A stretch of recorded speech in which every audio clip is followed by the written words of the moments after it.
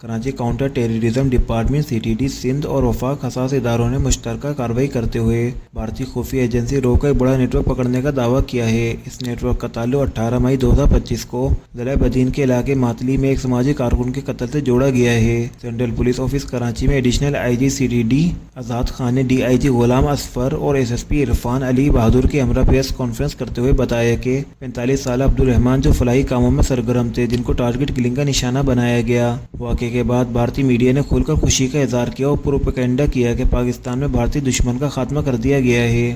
Additional IG کے مطابق case کی تفتیش کے دوران 8 جولائی کو 4 اور اس کے بعد مزید 2 ملزمان کو گرفتار کیا گیا۔ یوں مجموعی طور پر 6 اہم دہشت گرد CTD کے ہتھے چڑھے۔ ملزمان کے قبضے سے واردات میں استعمال ہونے والا اسلحہ، موٹر سائیکل اور موبائل فونز برآمد ہوئے۔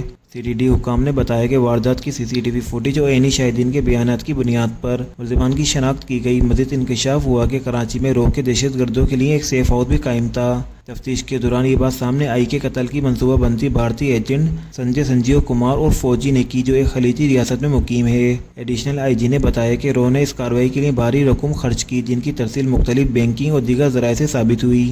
حکام کے مطابق گرفتار ملزمان نے کراچی میں دہشت گردی کے دیگر منصوبوں کا بھی اعتراف کیا ہے۔ مزید سہولت کاروں اور نیٹ ورک کے افراد کی گرفتاری کے لیے چھاپے جاری ہیں۔ ایڈیشنل IG آزاد خان نے واضح کیا کہ یہ کارروائی ریاستی سرپرستی میں ہونے والی دہشت گردی کا واضح ثبوت ہے اور پاکستان اس مسئلے کو ہر متعلقہ بین الاقوامی فورم پر اٹھائے گا۔